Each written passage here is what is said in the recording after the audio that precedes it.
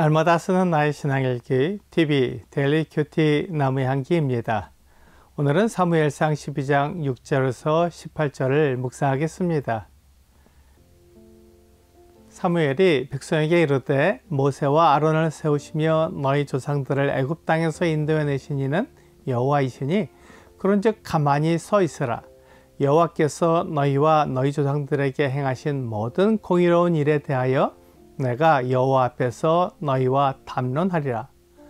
야곱이 애굽에 들어간 후 너희 조상들이 여호와께 부르짖음에 여호와께서 모세와 아론을 보내사 그 두 사람으로 너희 조상들을 애굽에서 인도해내어 이곳에 살게 하셨으나 그들이 그들의 하나님 여호와를 잊은지라.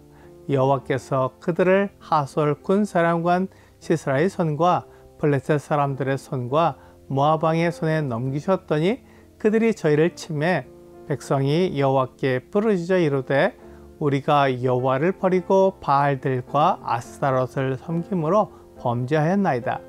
그러하오나 이제 우리를 원수들의 손에서 건져내소서. 그리하시면 우리가 주를 섬기겠나이다 하매 여호와께서 여룹바알과 베단과 입다와 나 사무엘을 보내사 너희를 너희 사방 원수의 손에서 건져내사 너희에게 안전하게 살게 하셨거늘 너희가 암몬 자손의 왕 나하스가 너희를 치러옴을 보고 너희의 하나님 여호와께서는 너희의 왕이 되심에도 불구하고 너희가 내게 이르기를 아니라 우리를 다스릴 왕이 있어야 하겠다 하였도다.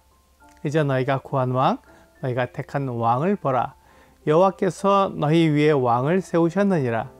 너희가 만일 여호와를 경외하여 그를 섬기며 그의 목소리를 듣고 여호와의 명령을 거역하지 아니하며 또 너희와 너희를 다스리는 왕이 너희의 하나님 여호와를 따르면 좋겠지만은 너희가 만일 여호와의 목소리를 듣지 아니하고 여호와의 명령을 거역하면 여호와의 손이 너희의 조상들을 치신 것 같이 너희를 치실 것이라.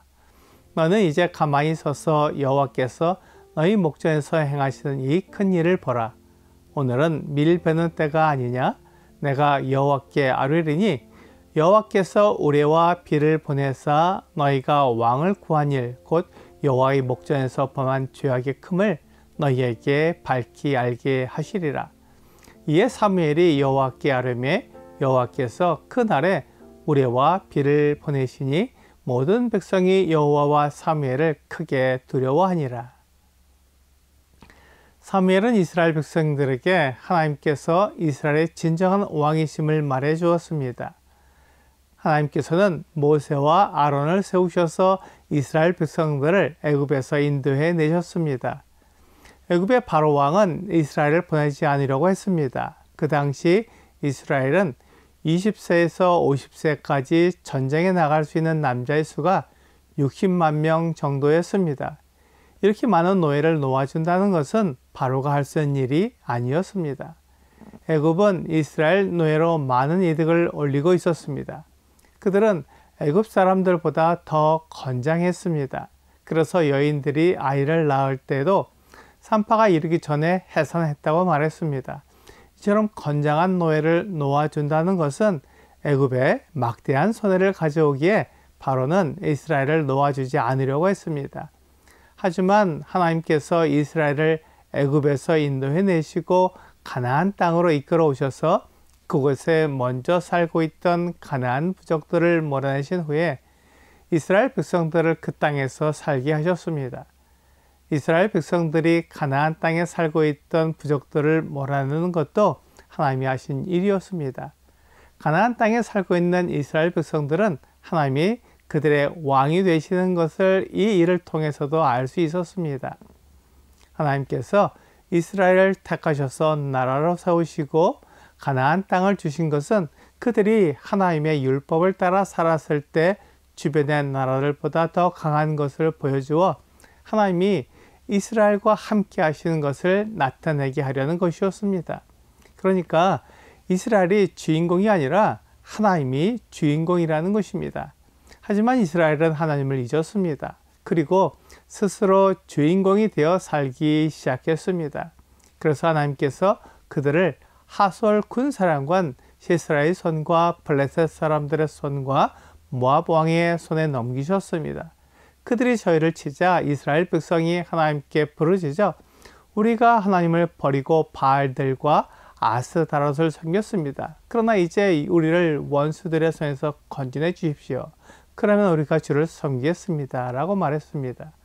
그래서 하나님께서 여러 사사들을 보내셔서 이스라엘을 주변 나라로부터 건져주셨습니다. 그렇다면 이스라엘의 진정한 왕은 하나님입니다. 그런데도 암몬 왕 나하스가 그들을 모욕하며 공격해오자 하나님을 의지하는 것이 아니라 왕을 세워달라고 구한 것입니다.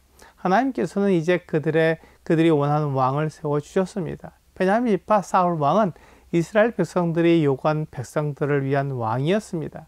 하나님께서는 이스라엘 백성들을 위해 사울을 왕으로 세워주셨습니다. 하나님은 여전히 이스라엘의 왕이셨고 하나님을 위한 왕을 세우기 원하셨지만 이스라엘 백성들은 그들을 위한 왕을 세워달라고 하나님께 구했던 것입니다. 그래서 하나님은 백성들을 위한 왕을 세워주셨습니다. 그는 이스라엘 백성들을 주변 나라로부터 구해낼 것입니다. 하지만 그는 하나님을 위한 왕은 아니었습니다. 그래서 사무엘은 그가 하나님의 명령을 듣고 그 명령을 따르면 좋겠다고 말했습니다. 만약 그 왕이 하나님의 목소리를 듣지 않고 그 명령을 거역하면 하나님의 손이 그 백성들을 치실 것이라고 말씀하셨습니다. 하나님께서 사무엘을 통해 이렇게 말씀하신 이유는 백성들이 원한 왕이 하나님의 말씀을 따르기를 바라는 마음에서였습니다. 백성들의 마음에 맞는 왕이 하나님의 마음에 맞을 수는 없을 것입니다. 그래서 사울이 백성들의 마음에도 맞으면서 하나님의 마음에도 맞을 수 있기를 바란 것입니다. 이 일이 하나님께로부터 왔다는 것을 알게 하시려고 밀 베는 때에 우레와 비를 보내셨습니다. 건조기 때에 우레와 비가 온 것은 하나님께서 초자연적으로 일하시는 것을 보여주신 것입니다. 그러므로 사무엘이 한 말은 하나님의 말씀이었습니다. 오늘의 적용 질문을 보겠습니다.